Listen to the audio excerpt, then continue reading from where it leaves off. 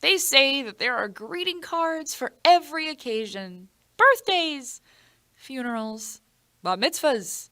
But what if the sentiment you're looking for is nowhere to be found? Hey mom and dad, I got dinged with a $250 red light ticket. Or, I've really enjoyed being your roommate for several years, but I'm moving out. Or, Mom, Dad, I've decided to go to art school. Breaking bad news to a family member, friend, roommate, or coworker can be an intimidating task. And if you don't know how to go about it, you just might end up putting it off and worrying about it nonstop. Our 5-step method for breaking bad news. You ready? Step 1. Schedule a time to talk and stick to it.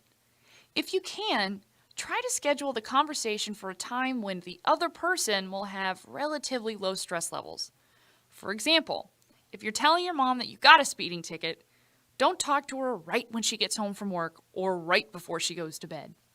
However, and this is important, don't let the last point allow you to keep postponing the talk. To a certain extent, there will never be a perfect time to tell someone something they don't want to hear. So, whereas maybe putting off that conversation for another hour while your parent cools down is totally reasonable, an excuse like, maybe not today, I don't want to ruin Flag Day for her, is not reasonable. Step 2. Plan out what you're going to say beforehand.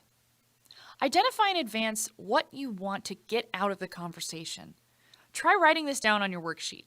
For example, by the end of this conversation, my mom will know that I got a red light ticket.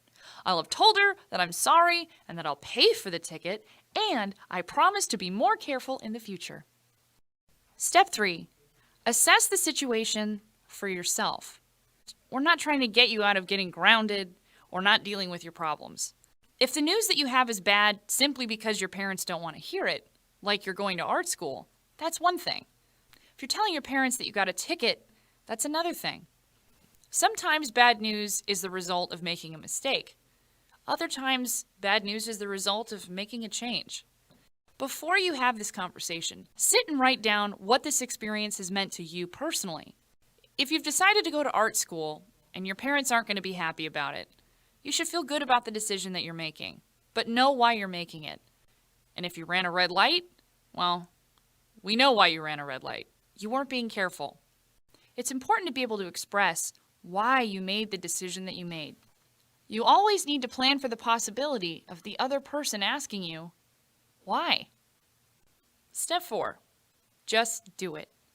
Pick a quiet place with few distractions. You want to have full control over the situation.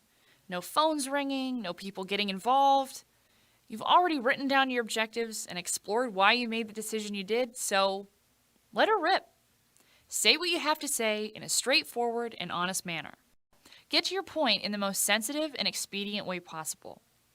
Your goal here is to have the other person hear the news, process the news, and then ask, what's next? Step 5. Move forward. Let the other person ask the questions. Answer them as openly as you can, and if you have a reason to apologize, do it. If you get to the what's next part, hey, that's a win. Next, find a way to shift the conversation from here's what happened to here's what we can do now. The sooner the conversation becomes a discussion and stops being a confession, the better. To recap, if you're looking at the business end of a difficult conversation, follow our steps. Schedule a time to talk. Write down what you're going to say beforehand. Explore how you feel about the situation. Don't beat around the bush and make reparations.